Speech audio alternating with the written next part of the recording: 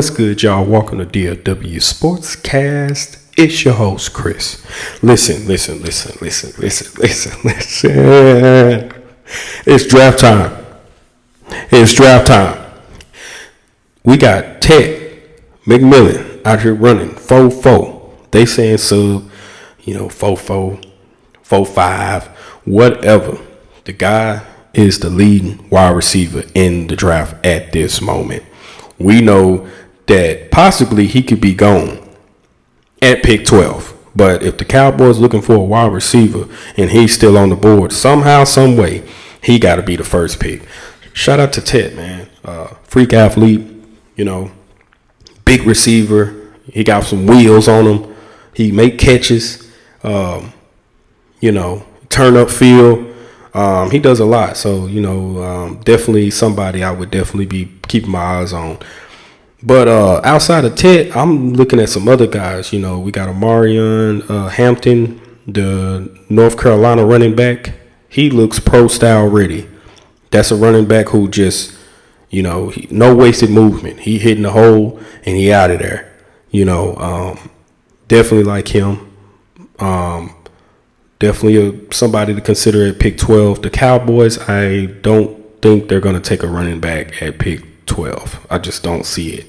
I mean, there has to be an exception, though, if like Ashton Genty is there, right? I would consider it. I think they would. It just really depends on how the Cowboys set their draft boards up. We see this year in and year out. Hey, we had this guy graded as a first round pick, on our draft board. It was right here. Jerry, dang near the first day, he wants to show his draft board to the whole media. So the way they do their draft board and the way the draft room works for the Joneses and the Will McClays, the whole front office with the Cowboys, they do things a little different. Us as fans that's watching the games, that's looking at what the team needs, our needs are different because we're fans. So beg to differ on if we know more than them or not. That has nothing to do with me. But I will say this. There are some guys that if we were to trade back, maybe into the 20s, gain an extra day 2 pick, now we're cooking with fish grease. Y'all gonna hear me say that a lot. Now we're cooking with fish grease. But I'm looking at guys like, I don't know, Mecca Igbuka, if I'm saying that right, the Ohio State wide receiver. Man, you talking about we need a number 2 receiver? We know for sure, just based off of his performances. I've been watching this kid for a while at Ohio State. They one of my favorite college football teams. However, like just looking at how he runs his routes, him catching the ball, he just breaks people down. It's just like having a small sample size of CeeDee Lamb. He gonna do something with it after the catch. If you're talking about looking at the perfect wide receiver to complement CeeDee Lamb, Emeka is your guy out of Ohio State. I mean, that's my pick. I would be elated if we got that guy, and pick 20 or something like that, or even pick 12. Heck, I'll reach for him. I think he'll be available though in the late first round. So that's one of the picks. We talked about Hampton. We talked about Tet. Let's see, is there anybody else that I would like to have? It's a lot of people I've been looking at. I'm not really. Let's see, any running wide receivers other than that. You got Tet. You got Ibuka. I don't know how I feel about Burden. I don't know how I feel about the Mizzou wide receiver. Not too big on him. It just depends. But when we're looking at first round talent, you got to look at the UNC running back. You got to look at Ibuka. You got to look at Ted. Those would be my 3 picks that I'm elated with. They're bringing up the Michigan D tackle. I think his name is Mason Graham. That's another guy that could be on the list there. Michigan. my Michigan guys, you know, that we've drafted over the years, it hasn't been satisfying. So I don't know how elated I would be to see another Michigan defensive lineman get picked by the Cowboys in the first round, because the last guy we picked who wears the exact same number.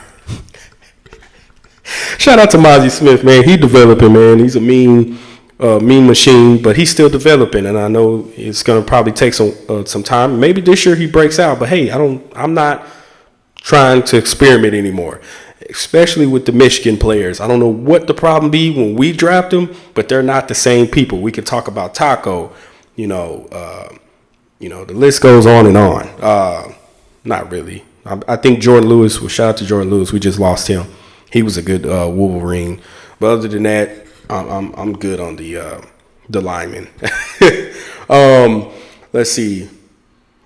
I don't even think another guy I would look at is Trayvon Henderson, but I'm not sure if he's a first round pick for sure. I know that he for sure has at least a second round grade on him, but he might be a later round guy.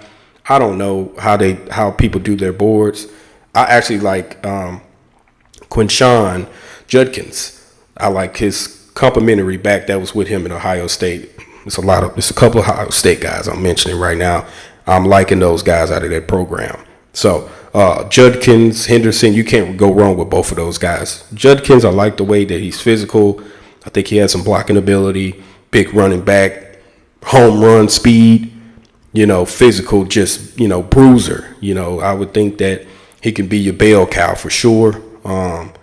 But there's so many different ways that the Cowboys could go. It really wouldn't necessarily matter, because at the end of the day, I would say this: if you pick a wide receiver in the first round, that's what I'm hoping for. Go for it. Let's go ahead and get that, solidified. That way you're not pressing at the end of the draft to try to get something going with your other needs, right? Because you're constantly pushing something back. My frame of thinking is, hey, first round, wide receiver. Second round, running back. Third round, running back. Something like that. Second and third rounds, you need to be looking at a running back. This draft is so deep with running backs. You got, I think it's DJ Harvey. You got you got Scatterboo. I gotta bring him up, man. I love Scatterboo. He's a dog, man. What you got? It's a couple of running backs, man. It's so many of them. This draft is flooded with them. Now, receiver, on the other hand, it's not flooded with a lot of receivers, and that is a thing. So you just got to see what's available. I would even look for a tight end. I don't even know if that's even a good thing to say, because at this moment, I like Tyler Warren. His tape looks good. From what I've seen him in games I've watched, I think he's good, but also I don't think he blocks. So that's another problem. By the way,